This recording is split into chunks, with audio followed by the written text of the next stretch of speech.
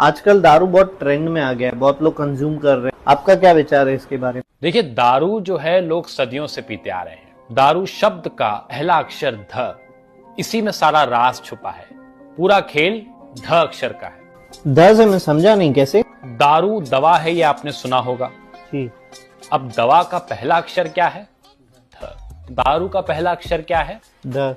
अब इसी तरह दारू किसके साथ पिया जाता है? दोस्तों के साथ। दोस्तों का पहला शब्द द। देखिए, आश्चर्य की बात है, जब इंसान को डर लगता है तब वो दारू पीता है, और दारू पीने के बाद उसमें डेयरिंग आ जाती है। बराबर। अब दारू के सेवन के साथ लोग अक्सर धूम्रपान करते हैं। जी। धूम्रपान का पहला अक्षर द से। अक्सर आपने देखा होगा कि दारू पीने के बाद दिल की सारी बातें बाहर आ जाती दिल में भी द आ गया। हैं। ये पूरा खेल ही द का है। देखिए, दारू पीने के लिए स्थान चाहिए। दारू